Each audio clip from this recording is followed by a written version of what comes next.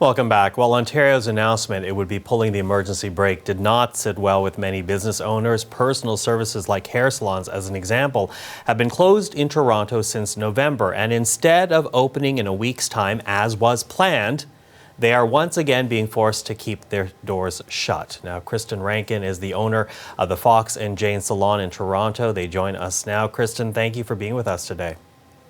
Thanks for having me, Michael. So as we said, many weeks now that you have not been open, and now being told that you're looking at, what, another 4 weeks of not being allowed to open. What has this shutdown done to you, done to people in your business?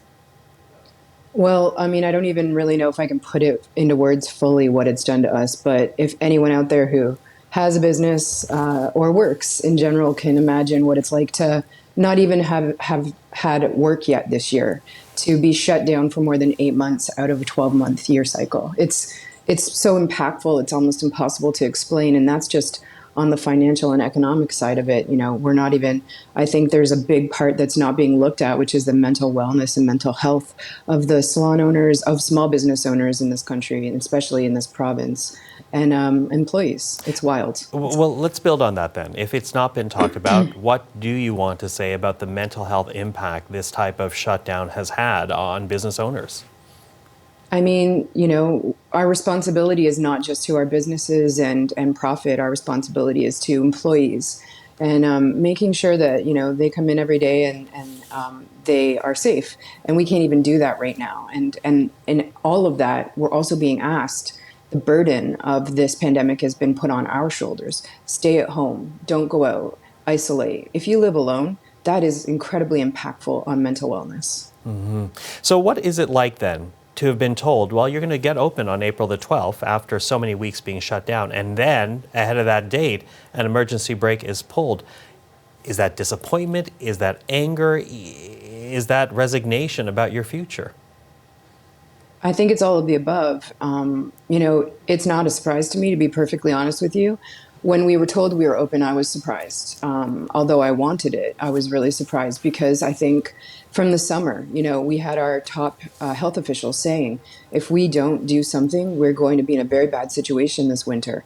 And instead of our government bodies in Ontario doing anything, we did the same thing we've been doing, which clearly is proving that it's not working because we're still in the same situation we were last March.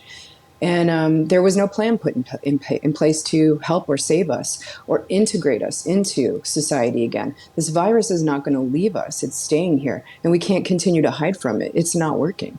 And I think what the government needs to see in all of that is that those people that in March of 2020 said, fine, we'll do what we can to flatten this curve and we'll participate, are really quickly right now starting to get fed up. And that's not going to make this pandemic, you know, or the numbers that we're seeing go away anytime soon. So what might have been done differently? You single out right now the province. I'm wondering about the province of Ontario right now, where you are, about local officials, about federal officials. What might have been done differently in your books to have made the situation better, perhaps even beyond where we are right now?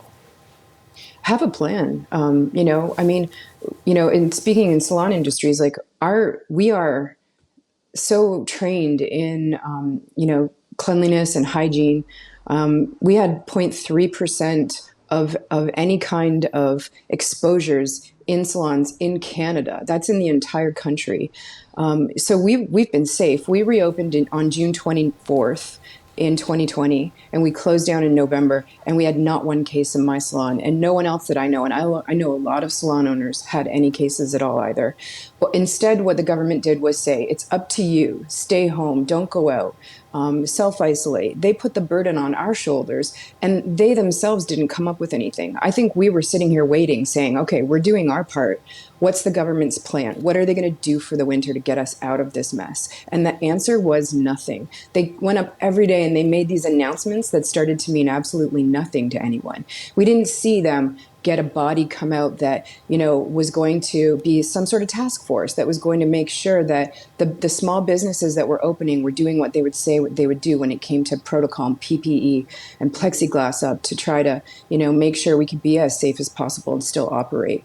I can tell you this, in the time that we were open from June to November, not one health official came into my business to look at my business to say, all right, you're doing things the right way.